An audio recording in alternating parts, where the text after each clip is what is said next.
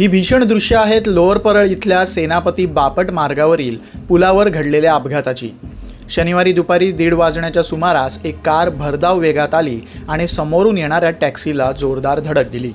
अपघात इतका भीषण होता की टॅक्सीचा चक्काचूर झाला। टॅक्सीचा चालक आणि एक प्रवासी जागीच ठार झाले। कार चालवणाऱ्याचं नाव प्रियांशू असून तो 21 वर्षांचा असल्याचं कळतंय। याच प्रियांशूच्या बेदरकारपणे वाहन दामटवण्याच्या प्रकारामुळे 2 निष्पापांचा जीव गेला।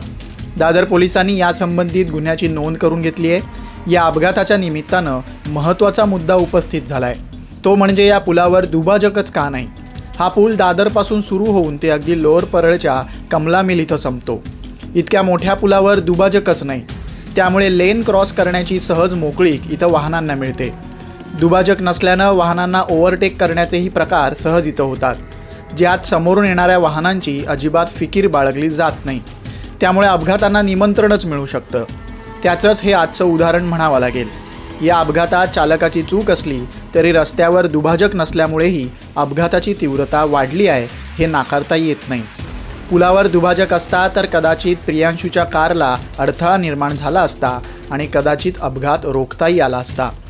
लोअर परळला जिथं हा पूल संपतो तिथंच अनेक बड्या कंपन्यांची कार्यालय आहेत, जिथं दररोज लाखो कर्मचारी कामासाठी येत असतात आणि दुभाजक नसल्यानं पुलाजवळूनच रस्ता ओलांडतात। त्यामुळे असे अपघात भविष्यात देखील होण्याची शक्यता नाकारता येत नाही। त्यामुळे अशा घटना टाळण्यासाठी या पुलावर तातडीनं आवश्यक उपाययोजना करणं गरजेचं आहे। लोकमत मुंबईसाठी निधी पेडणेकरचा रिपोर्ट।